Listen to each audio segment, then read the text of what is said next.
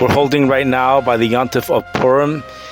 And we had an unbelievable message that I think the Chicagoans were given this past week of V'nahafachu. The normal message of V'nahafachu in the month of Adar doesn't always get portrayed well because it also happens to be the time of the year when the weather is also going up and down. You have temperatures in the 70s, temperatures in the 30s, temperatures in the 70s. Really, the real reason why that's happening is because we're in the month of Adar. But perhaps not. One could say perhaps not. But on Friday, there's no mistake that we had a major V'nahafachu. Just watching the forecasters, you're able to see that this V'nahafachu goes far beyond the solar year, a solar explanation. It goes beyond solar insolation. It goes beyond the seasons. You can't blame this on the seasons.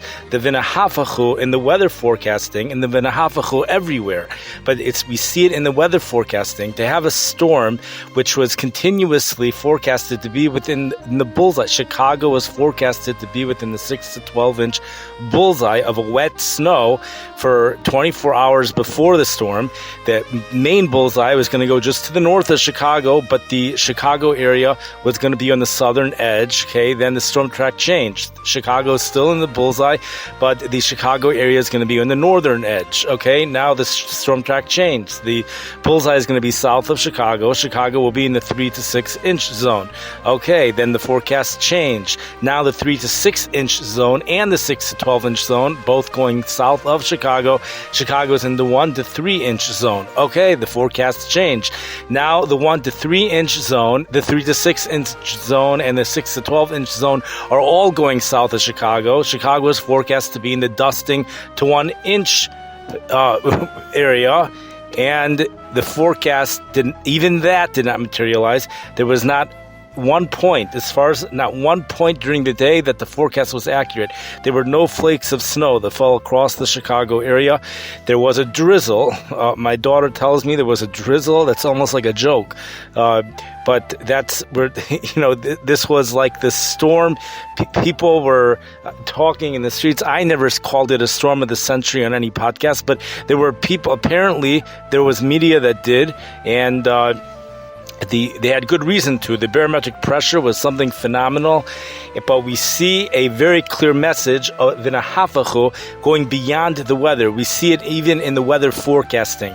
And what I wanted to bring to people's attention is the amount of Yad Hashem that a person's able to detect, to feel, and to live with, all due to the weather forecasters, the information, the awareness that they have made us aware of by basically they're doing a play-by-play of the weather. They're doing a play-by-play. They're telling you there are all the different variables that are going on in the sky, all the different variables.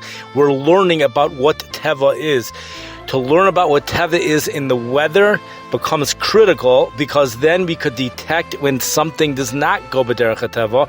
It's easier to see the Yad Hashem with the science of weather forecasting. So what we're saying here is that while a lot of people might be attracted to weather because of the Niflos Habore, but there's a different part of weather where if you include the forecasting science and all of that information, the whole play-by-play that are forecast, especially the National Weather Service forecast discussion, once you include that and you delve into that, it almost becomes a little bit like if you take the message of Purim and put it and live it up in your life while reading a weather forecast discussion, it's very easy. You'll never see Hashem's name mentioned in any of these weather forecasts, but yet the Yad Hashem starts from the beginning all the way to the end. That's what the Megillah is. Hashem's name is not mentioned once, yet the whole thing is Yad Hashem.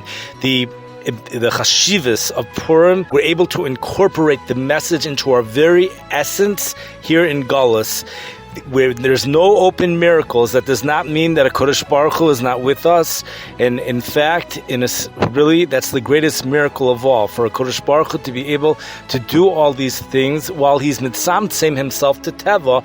That's something which is totally awesome, and that's a chizik that we get from the holiday of Purim.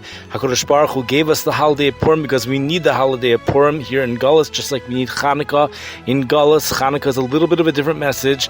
The message by Hanukkah is that even though part of the message is that even though it was only a minority of Yidden that did tshuva, that mattered. That made a difference. Don't ever give up. Don't think that because we're only a minority, the vast majority, Rahman al-Itzlan, may not even know what Torah is, but we only have a minority that really know what it's all about.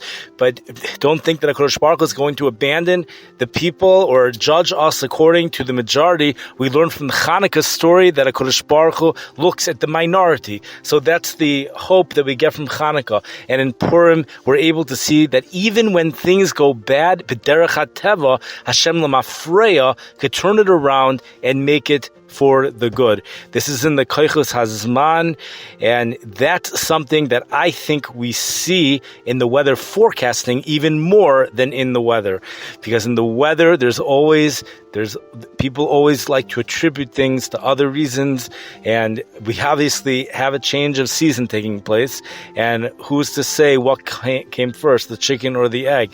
But when you see the forecasters going wild only during this time of the year, that's something which is, there's a message in that.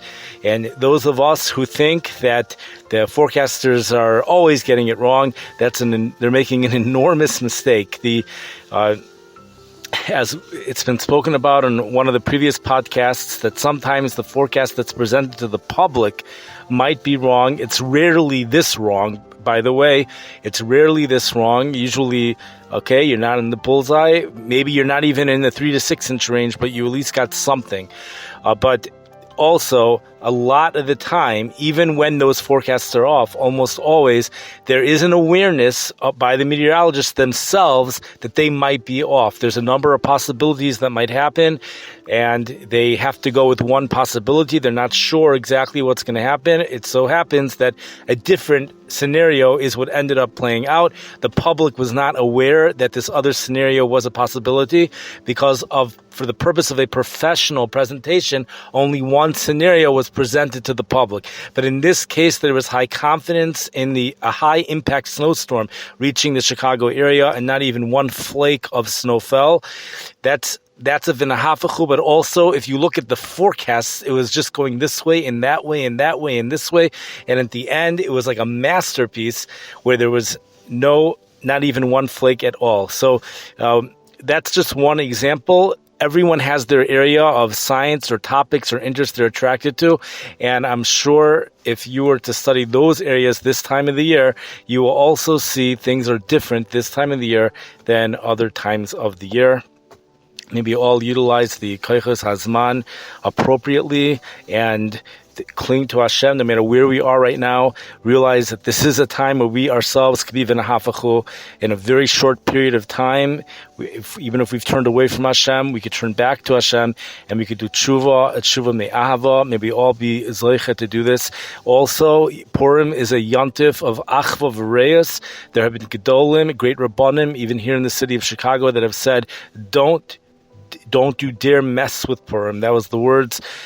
This certain major Talmud Chacham said that he became all because of Purim, and he was referring to the mitzvah of Chayiv Inish L'Besume. Not that people have to know where they're holding in regards to that, and there's other ways to be Yotzei the mitzvah, but do not deny the fact that there is a mitzvah, even a Chayiv, for many, and there's people who became very, very great because of the Yontif of Purim. So, with that, I leave people off. Maybe utilize the Zman in the most appropriate way. May Kodesh Baruch Hu bless all of us with Atzlacha and Bracha.